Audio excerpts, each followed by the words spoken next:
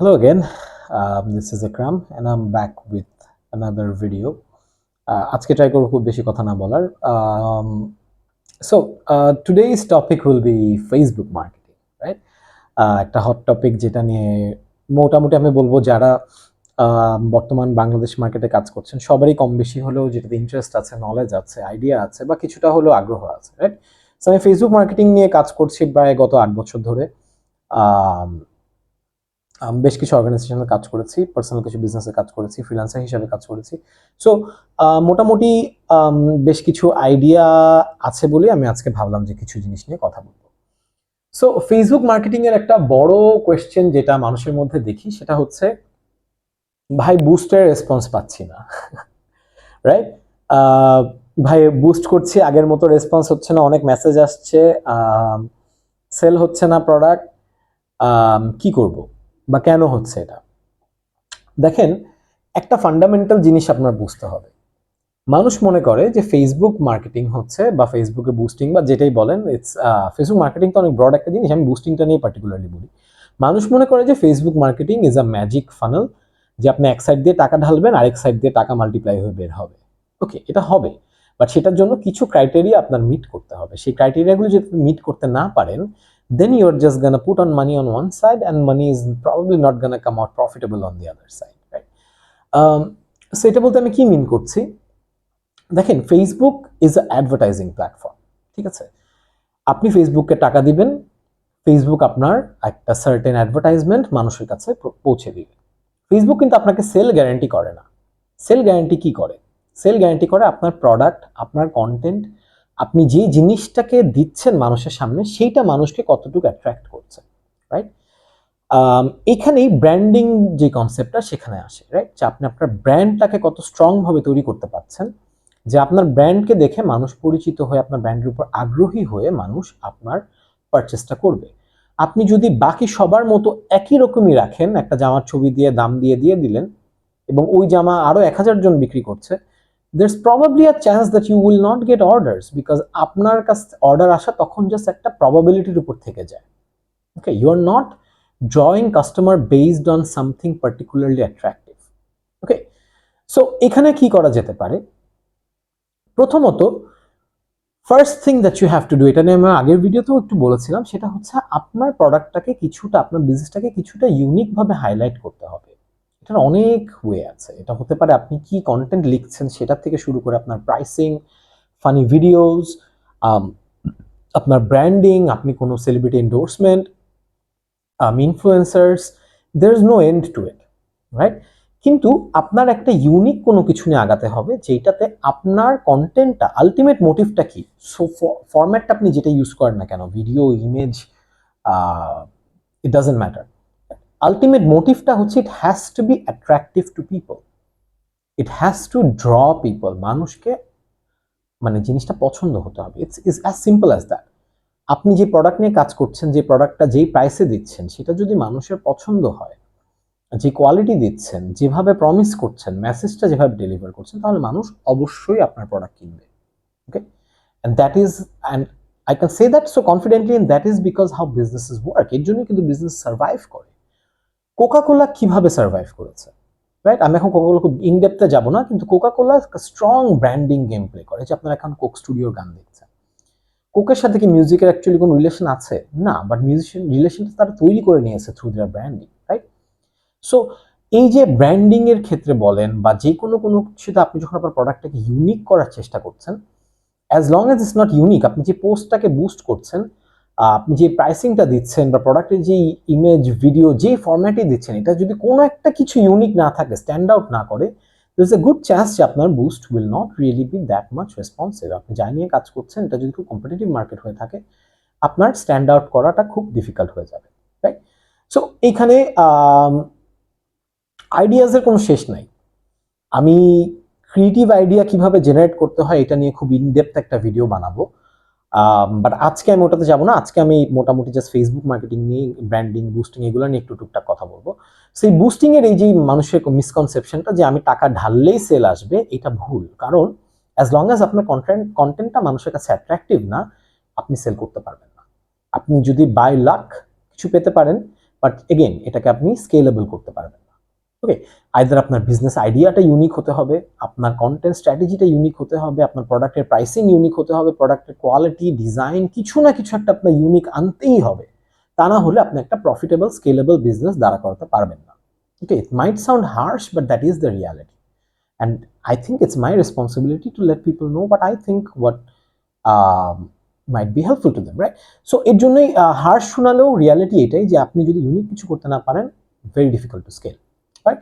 ওকে, so Facebook boosting এর ক্ষেত্রে আরো কিছু কোয়েশ্চেন্স থাকে যে আমি রিচ দিব নাকি মেসেজের জন্য দিব, নাকি আমি ওয়েবসাইটে মানুষ ট্রাফিক সেন্ড করব। সো এইটা আসলে পুরোটা ডিপেন্ড করবে আপনার আলটিমেট গোলটা কি। অনেকেই গোল না বুঝে বুস্টিং করে, অনেকে ভাবে যে এই যে আমি একটা ছবি দিলাম, এগুলো লিখে দিলাম, এই যে ছবির নাম, এই যে ছবির প্রাইস, দিলাম বুস্ট, $5 মেরে কিছু একটা হয়ে যাবে sir. It's not like that, right? So জিনিসটা আসলে কিরকম, আপনাকে একটা গোল সেট করতে হবে, আপনি কি চাচ্ছেন। আপনি যদি হ্যাঁ সবার একটা উত্তর ভাই আমি চাচ্ছি সেল হোক, no, that's not a goal. Sale is the ultimate goal, but তার আগে কিছু স্টেপ আছে যেগুলোকে আপনার ফেসবুক রিচ করতে হেল্প করবে। ফেসবুক আপনাকে কখনো ডাইরেক্ট সেল এনে দিবে না, ফেসবুক আপনাকে সেই সেলের আগ পর্যন্ত নিয়ে যেতে পারবে। সেটা প্রসেসটা কি, ধরেন ফর ইনস্টেন্স এখন আমের সিজন, রাইট? অনেক ব্যবসায়ী আছেন যারা আম নিয়ে কাজ করবেন। এখন আপনি এই যে আম সেল করছেন আপনার যে পেজে বা প্রোফাইল থেকে বা হোয়াট এভার, আপনি কিভাবে এটা মানুষকে প্রেজেন্ট করছেন, আমটা আপনি কি কি ক্লেম করছেন, আপনার আম কেন মানুষ অর্ডার দিবে, আপনি প্রাইস সবচেয়ে কম দিচ্ছেন, আপনারটা কমপ্লিটলি কেমিক্যাল ফ্রি ক্লেম করতে পারছেন। ক্লেম তো সবাই করে, আপনি যদি এখন 9টা স্পন্সর্ড পোস্ট দেখেন আমের, তার মধ্যে 7টাই ক্লেম করবে যে আমরা কেমিক্যাল ফ্রি, মুক্ত, tested and blah blah blah. But can you prove it anyhow? Do you have a documentation? Can you prove with a chemical reaction যে আপনার আমটা actually chemical proof, chemical proof? So এই টাইপের কিছু যদি আপনি এখন আনতে পারেন, তখনই আপনি দেখবেন যে আপনি যখন একটা কাস্টমারকে চোখের সামনে একটা ভিডিও করে প্রুফ করে দেখিয়ে দিতে পারেন যে হ্যাঁ আপনার আম completely chemical free, your sales will definitely skyrocket. কিন্তু আপনি এটা যদি না পারেন, আপনি যদি জাস্ট একটা কন্টেন্টে লিখে দেন ভাই 100% কেমিক্যাল মুক্ত রাজশাহীর আম, নাটোরের আম, সিলেটের আম, সাতক্ষীরার আম, গুড লাক, রাইট? কন্টেন্টটা কিভাবে দিচ্ছেন, কন্টেন্টটা আপনার মানুষকে কি প্রমিস দিচ্ছে, মানুষকে কি অ্যাসুরেন্স দিচ্ছে? একটা ভিডিও দিচ্ছেন, একটা ইমেজ দিচ্ছেন, আমটা যখন গাছ থেকে পাড়া হবে সেই গাছের হিস্ট্রি দিচ্ছেন, মানে কিভাবে আপনি এইটা সেফলি মানুষকে দেখাতে পারবেন যে আপনার আমটা অন্য সবার চেয়ে ডিফারেন্ট, আপনি আম কিভাবে স্টোর করছেন, কিভাবে ট্রান্সপোর্ট করছেন, অনেক ওয়ে আছে চিন্তা করলে এগুলো দেখানো, রাইট? এবং আপনি যত এই টাইপের জিনিস দেখাতে পারবেন ততই দেখবেন যে মানুষের আপনার প্রতি ক্রেডিবিলিটি বাড়বে, রাইট? আপনার প্রতি আশ্বাসটা বাড়বে।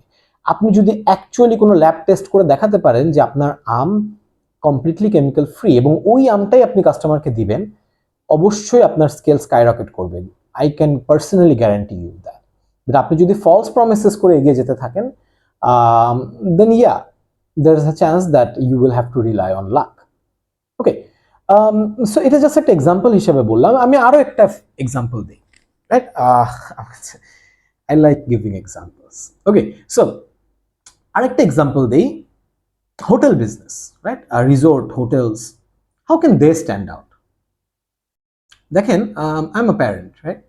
I have a daughter, 3 years old.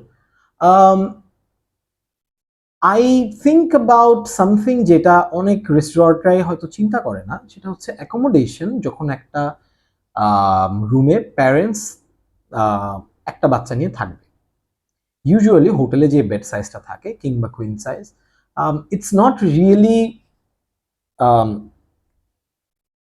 not really comfortable for 3 people, right?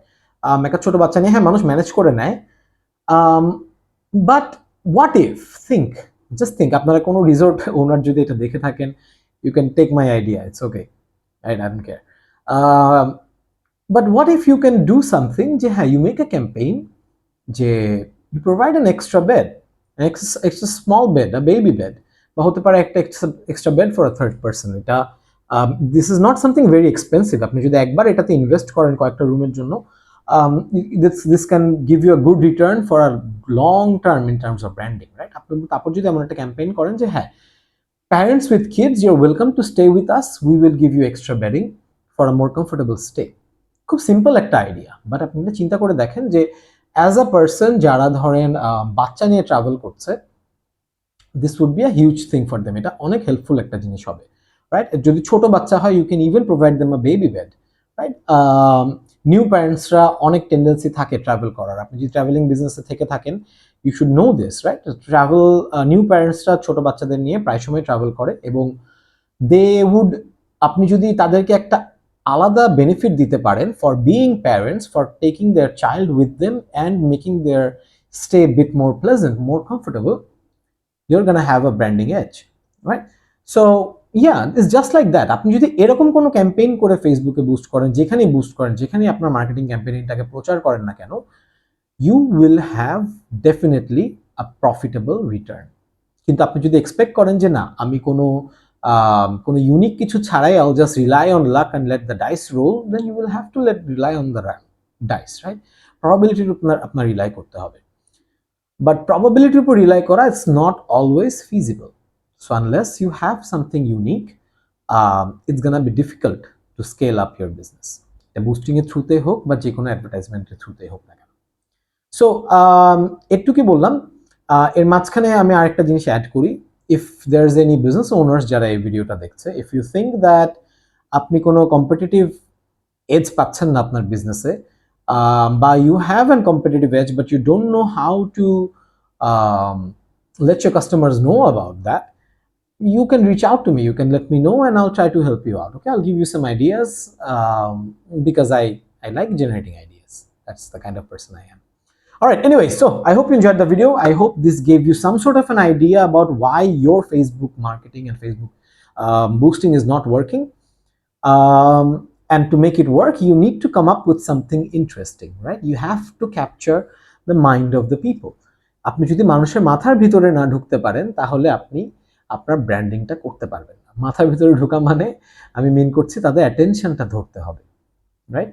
That's why people make jingles. That's why people make emotional videos. That's why people make funny videos. That's why people go for the term branding. Ultimate game is to gain a part of someone's consciousness. আপনি তার ব্রেইনের মধ্যে, তার লাইফের মধ্যে একটা part হিসেবে ঢুকতে হবে। If you think about it, it's kind of like a zombie infestation, right? But no, let's not make it creepy. Anyway, so I hope you got some idea about Facebook boosting and why it might not be working for you. And if you're still struggling about creative ideas, feel free to let me know. And I'll make another video next time where I'll talk about how you can make a creative idea out of nothing, right? I hope you guys will tune in. And once again, I'll say, if you like the video, please hit a like. It would help me out. And yeah, I'll try to keep on making more videos like this. All right. Cheers. Peace out.